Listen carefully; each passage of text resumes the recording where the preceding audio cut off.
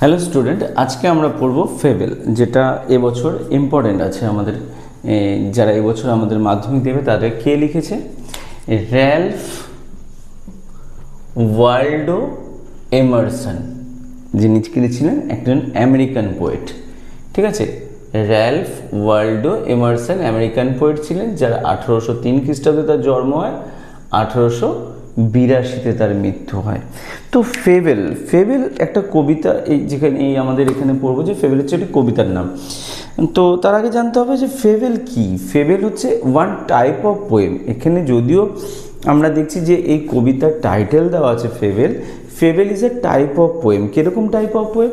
Fable যখন কোনো animal character যখন কি করে, কোনো রোল প্লে করে আর give some messages to our society, that call fable.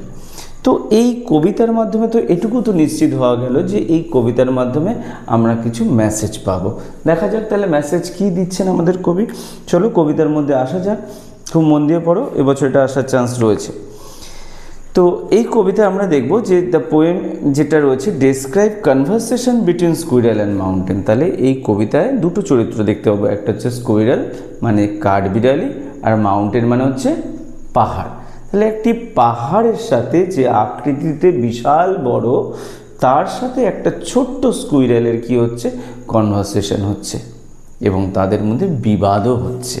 তো দেখা যাক কে জেতে এবং কি নিয়ে সেই বিবাদ। চলো, বলছে the mountain and the squirrel had a quarrel. Mountain এবং স্কুইরালের কি হলো, ঝগড়া শুরু হলো। And the former call the latter little pig. যে ফর্মার সে পরের জনকে বললো কি, লিটিল পিগ। পিগ মানে দোজ হু নো এভরিথিং।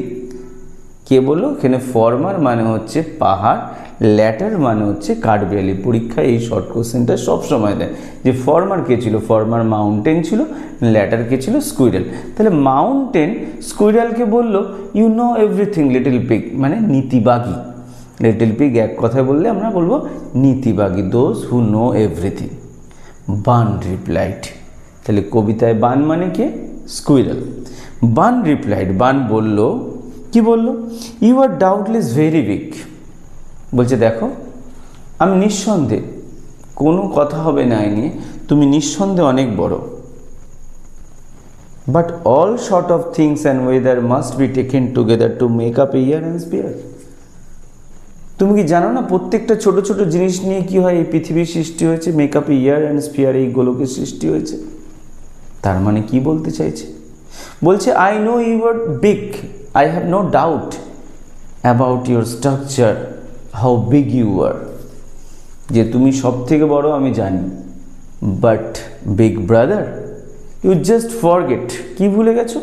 ভুলে গেছো যে অল শর্ট অফ থিংস, বলছে প্রত্যেকটা ছোট ছোট জিনিস নিয়ে, বলছে all sort of things and weather must be taken together two make up a year and spear. প্রত্যেকটা ছোট ছোট জিনিস নিয়ে কি হয়, এই পৃথিবীর সৃষ্টি হয়েছে, এই গোলকের সৃষ্টি হয়েছে।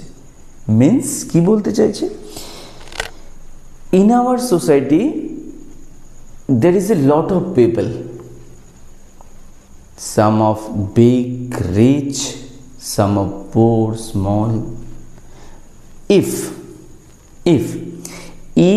a big person, if a rich person think that I am the supreme in this world, I am supreme in this society, তাহলে ব্যাপারটা কীরকম হবে জানো তো? ব্যাপারটা ঠিক হজম করার মতন হবে না। কেন?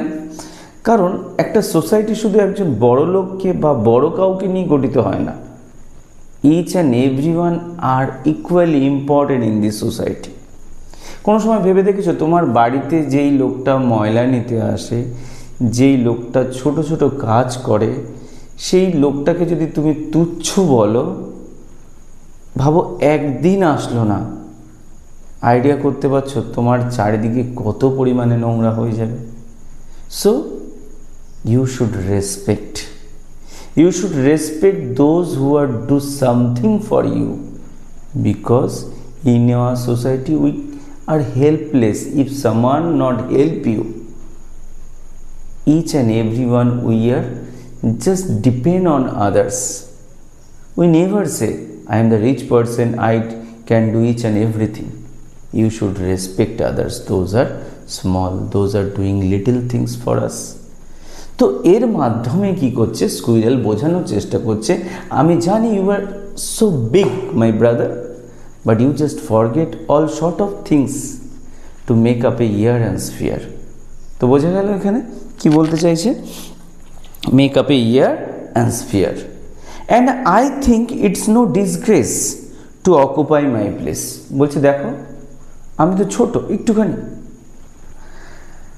And I think it no disgrace, আমি কিন্তু কোনো অক্ষুণ্ণ হই না, আমি কিন্তু অক্ষুণ্ণ হই না, আমি কিন্তু ছোট হই না, আমি কিন্তু নিজেকে ক্ষুণ্ণ ভাবি না।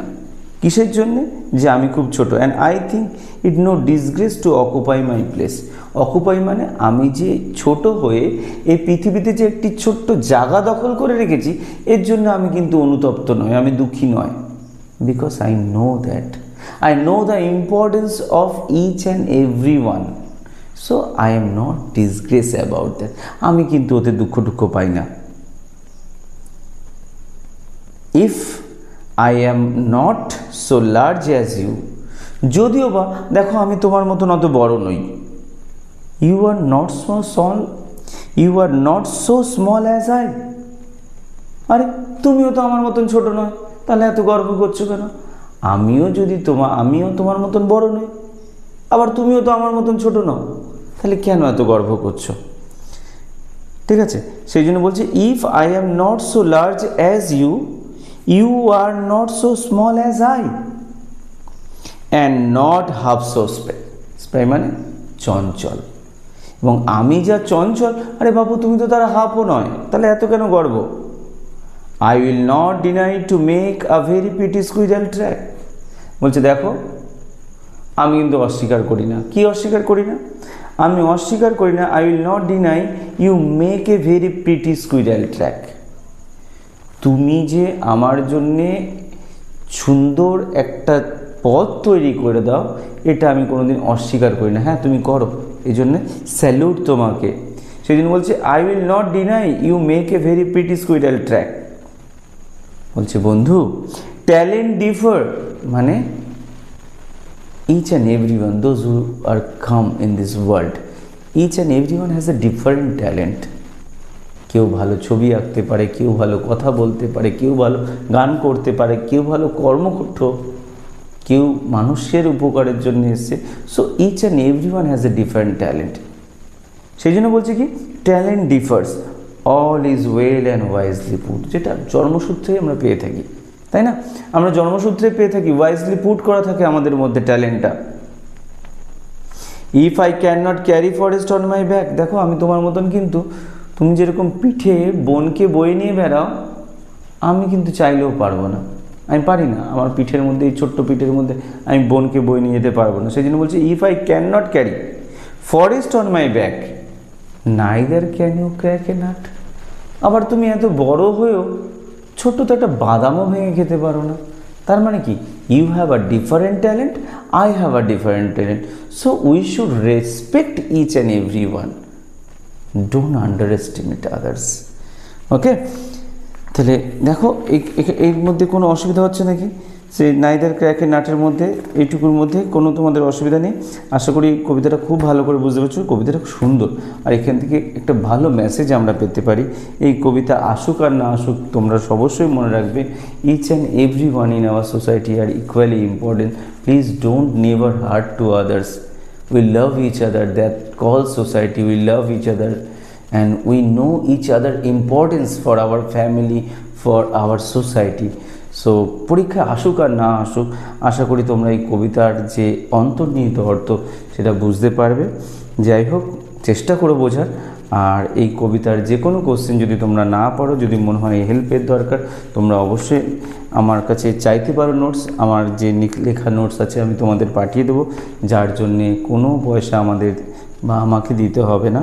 শুধু তোমরা ভালো করে পড়ো, আর যেটুকু আমার জন্য করতে পারো সেটা হচ্ছে এই পড়া যদি তোমাদের ভালো লেগে থাকে তাহলে তোমরা এটাকে শেয়ার করো তোমাদের বন্ধু, আর চ্যানেলকে অবশ্যই সাবস্ক্রাইব করতে ভুলো না, আর লাইক করো, কমেন্ট করো কেমন তোমাদের লাগলো। আশা করি ভালো লেগেছে। ভালো থেকো, টাটা।